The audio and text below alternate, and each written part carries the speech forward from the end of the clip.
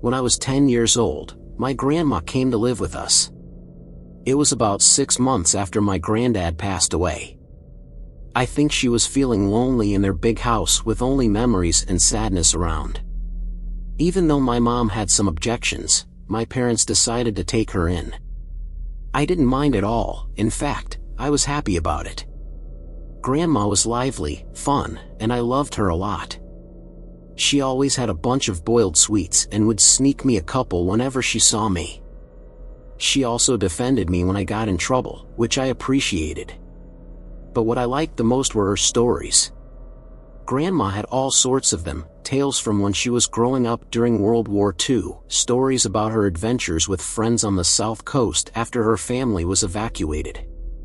She had sad stories, funny stories, and exciting stories. However, my absolute favorites were her scary stories. Grandma had many of them.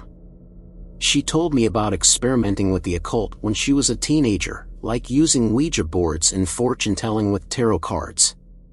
Most of the stories made me laugh or forget about them quickly, but there were a couple that really scared me. I was only 10 years old, after all, and Grandma knew how to make the stories come alive. She would turn off the lights in my room, letting only the glow of the night sky through the curtains. Then she'd get close enough for me to see the wrinkles on her face and smell the boiled sweets on her breath. Close enough so her deep blue eyes could stare right into mine. She probably gave me some scary dreams with a few of those stories, but now, years later, there's only one that I can still remember. It's the one about the shower and Mr. Longfingers. One night, after I asked about why she liked taking baths so much, Grandma shared the tale of Mr. Longfingers. Grandma really enjoyed her baths, spending a long time in them with candles and incense. She would hum to herself until the water got cold, which annoyed my mom. When I questioned her about it, she said it was the only place she could truly relax, the only safe spot for her to do so. You know, people like me, who are, well, more sensitive to certain things, we have to have baths, she explained one serious night, moving closer on the bed. I couldn't possibly spend that long in the shower. It'd be far too risky. Grandma stared at me with her serious blue eyes, and I sensed it was time for one of her scary stories. I shivered with excitement and pulled the covers up to my chin. "Why is it risky, Grandma?" I asked. She half turned to look out the window, watching me from the corner of her eye, pausing for effect. I waited, feeling my heart rate pick up ever so slightly in my chest. "Well," she said after a moment, "it's only risky if you close your eyes, of course. If you close your eyes for longer than 10 seconds. "What do you mean?" "Why? Do you ever play that game in the playground with your friends? The one where someone turns their back, and the others sneak up on them when they're not looking?" Grandma asked. I nodded, and she nodded back. "Exactly. So that's what it's like in the shower when you have your eyes closed. That's what it's like with Mr. Longfingers." A cold shiver ran down my spine. "Who's Mr. Longfingers, Grandma?" She took a deep breath, seeming like she regretted saying anything. Turning her head back to face mine, she lowered her voice.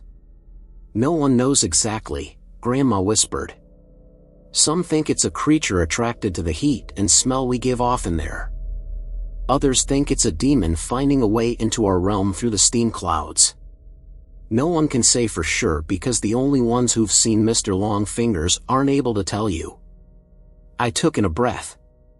"Why not?" Grandma moved closer along the bed, leaning towards me, leaving my question hanging in the air. "Don't you worry about it, sweetheart. Don't worry your pretty head. As long as you remember the rules, you'll be fine." "What rules?" "Well, when you're in the shower, try not to close your eyes for too long. 5 seconds is fine, and 10 is just about okay too.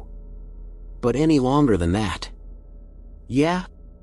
Then what?" "Well, any longer than that, and you might start to feel something in the room with you. Something watching. And if you ever go longer than 15 seconds, that's when you might start to hear a noise, too." Hear what? The soft tap tap tap of fingers on glass. Fingers drumming against the glass door of the shower. If you do ever hear that noise, God forbid, will you make me a promise? What, Grandma? Promise me you'll never open your eyes. I could hardly sleep that night, hardly at all. Every time I closed my eyes, I'd picture a face pressed against my bedroom window, staring at me. And when I finally drifted off, I had nightmares, really bad ones.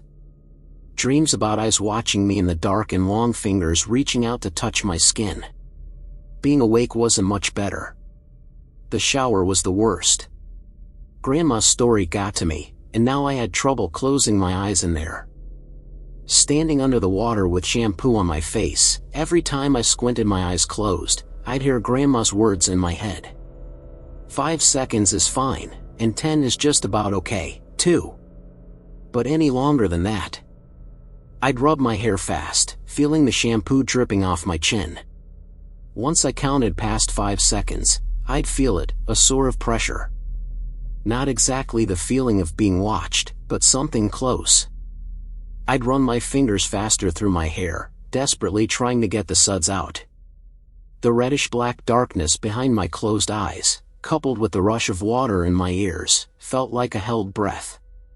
Like the silence before a scream.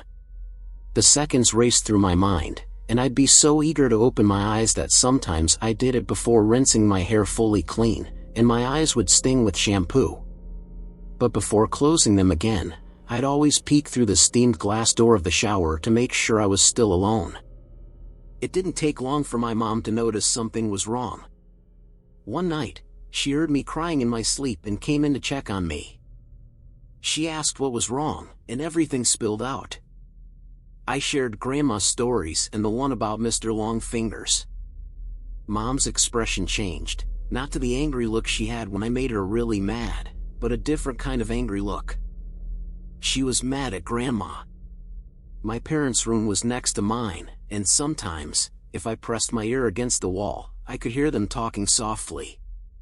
That night, after Mom made sure I wasn't scared anymore and went back to her room, their whispers weren't soft at all. I overheard Mom talking to Dad about Grandma and the story she told me. Mom's voice sounded sharp and clear through the wall. "You know what your mom said to him now, don't you, Simon?" Dad's reply was a mumble I couldn't understand. "She's told him there's a monster that'll get him if he shuts his eyes in the shower." A monster.